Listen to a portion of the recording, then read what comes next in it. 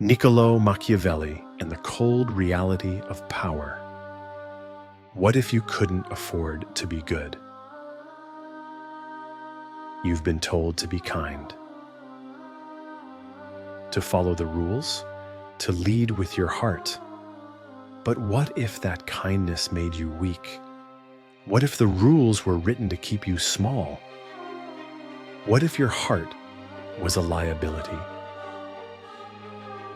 What if power doesn't care about your morals, only your moves? Let's talk about Machiavelli. Introduction. You've seen it. The coworker who lies gets promoted. The politician who cheats wins again. The world that rewards the cunning while punishing the honest. You try to play fair, but fair doesn't pay the bills. Fair doesn't protect your family. Fair doesn't win. And in the silence of your private thoughts, a question forms. What if I've misunderstood what it means to be good?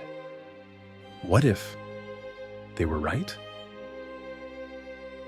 Enter Niccolò Machiavelli, not as a villain, but as a mirror. A sharp, cold mirror that asks you, are you ready to see what power really looks like? Chapter 1. Who was Machiavelli? Florence, Italy. The year is 1469. A republic clinging to life amid chaos. City-states at war, popes in armor, assassins in cathedrals. Machiavelli is born into this turbulence, a diplomat, a thinker, a survivor. He watches as kings rise, only to be poisoned. As idealists are executed, as loyalty becomes a currency, and betrayal an art. For 15 years, he serves Florence, meets rulers, negotiates with madmen, studies the anatomy of power, not in theory, but in blood. Then, everything changes. The Medici family returns to power. Machiavelli is arrested, tortured, exiled. And in that exile, he writes. Chapter 2. The Prince. A book without illusions. The Prince is not a love letter to tyranny. It's a survival manual, a cry from the margins, a stripped-down code for those who live in a world without safety nets.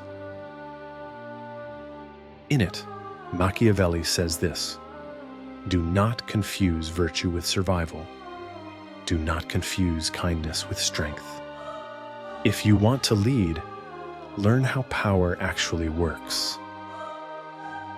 He divides the world into those who dream and those who act, and often those who act must do what the dreamers find unthinkable. Chapter 3, on fear and love. Should a leader be loved or feared? Ideally both, he says. But if you must choose, choose fear.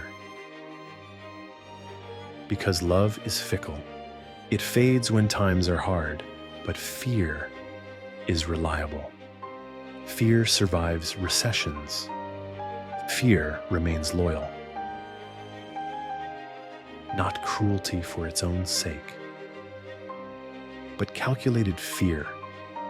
Fear that protects order. Fear that keeps chaos at bay. Chapter 4. On deception and appearances. People don't want the truth. They want the illusion of virtue, the appearance of morality. So he says, give it to them. Wear the mask. Play the saint, even as you make hard, necessary choices behind closed doors. You do not need to be good. You need to appear good, because image is armor. A harsh truth? Yes. But in a world run by optics, is it wrong? Chapter 5, on fortune and control. Half of life is luck. The other half is virtue. Not virtue as in goodness, but virtue as in force, will, command. You cannot control the storm, but you can become the type of captain who sails through it.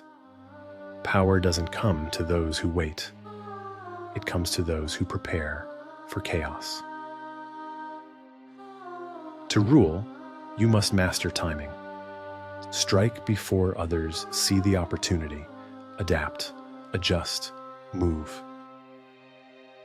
Because fortune favors the bold and punishes the passive. Chapter 6. Is Machiavelli right? So where does this leave you?